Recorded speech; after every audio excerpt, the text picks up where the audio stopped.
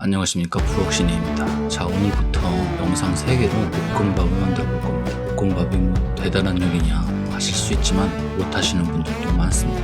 그런데 이 자취를 하시게 되면 볶음밥만 할 줄 알아도 이 식사 시간이 굉장히 풍요로워집니다. 저도 자취를 할 때 일주일의 절반은 볶음밥, 또 절반은 아이 올리고 나머지는 스테이크나 떡볶이 배달도 좀 해먹고 그랬는데, 그래서 징그럽게 많이 해봤습니다.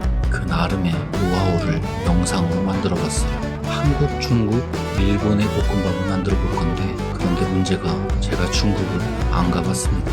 한번 가보긴 했는데 결혼식 때문에 간 거라서 미식 여행을 할 겨를이 없어갖고 안 가본 거나 마찬가지입니다. 제가 중국식 볶음밥을 먹어본 게 3가지가 있는데, 한국에서 파는 중식당 볶음밥, 요새 가장 맛없어진 중식요리죠. 그리고 양꼬치집에서 파는 계란볶음밥하고 일본의 중식당이나 라멘집에서 파는 볶음밥입니다. 그리고 일본식 볶음밥은 물론 굉장히 많은 종류가 있겠지만 크게 보면 야키메시랑 차한이 있습니다. 야키메시는 보통 철판 요리집에서 만드는 일본식 볶음밥이고, 차한은 중국어 차고판이 변형된 거라서 영상이나 구글링을 통해서 좀 찾아보니까 만드는 방법이 거기서 거기에요. 그러니까 일식 볶음밥은 야키메시를 만드는 방법으로 만들어보고, 중국식 볶음밥은 일식 차한을 만드는 방법에서 제 스타일대로 살짝 양념을 추가해서 만들어 볼 겁니다. 한국은 개쉬워요. 김치볶음밥입니다. 제가 첫 번째로 올린 김치 요리 영상에도 김치볶음밥이 있긴 한데, 그거는 진짜 재료 뺄 거 다 빼고 누구나 만들 수 있게 쉽게 만든 거고, 이번에 만들 거는 나름 제 김치볶음밥의 노하우를 전부 녹여서 만든 겁니다. 아무튼 일본식 볶음밥인 야키메시부터 시작합니다. 야키메시와 차한의 가장 큰 차이점이 계란을 마지막에 넣는다는 게 조금 다르더라고요. 물론 야키메시 형태도 엄청나게 많습니다. 계란은 좀 더 많이 써도 되는데 제가 계란을 그렇게 좋아하는 게 아니라서 하나만 풀어놓습니다. 그리고 돼지고기를 쓸 겁니다. 이건 찌개용 등심인데 이렇게 작은 사이즈로 잘라서 팔길래 사왔습니다. 한 80g 정도면 충분합니다. 이거를 조금만 더 작게 0.5cm 정도 크기로 조각조각 잘라 놓겠습니다.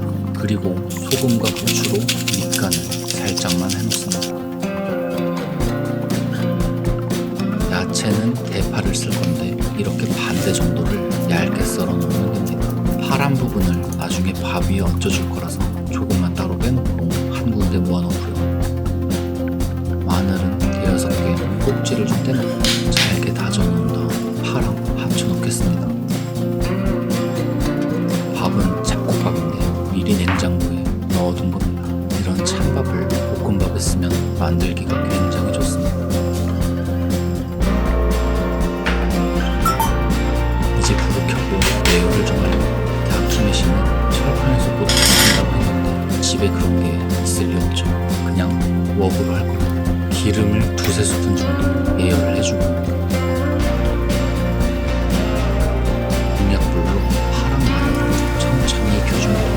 타지 않게 천천히 저으면서 볶아서 기름에 파랑 마늘의 향을 입혀줍니다. 이 가성 찌파력은 세지가 않아서 지금부터 이 파랑 마늘을 계속 익혀주면 마지막엔 오버쿡이 돼버릴 수가 있어요. 그래서 한 70%만 익히고 지금 미리 다 빼줍니다. 이제 기름이 거의 안 남는다. 이 상태에서 바로 고기를 볶아줍니다.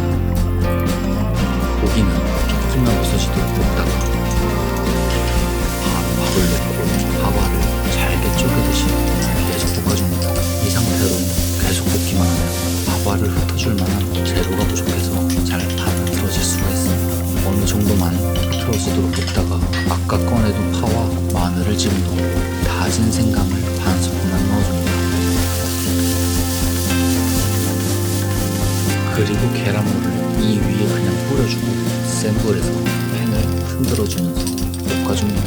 이러면 밥알이 재료들과 부딪히면서 점점 자연스럽게 분리가 되어갑니다. 그리고 양념은 간장을 반 스푼 정도, 마지막으로 미원을 반 스푼 정도 넣고 계속 볶아줍니다. 팬은 계속 흔들면서 주걱으로 마구 저으면서 볶아주세요. 이렇게 하고 그릇에 옮겨 담아주고 나면 요리가 끝입니다.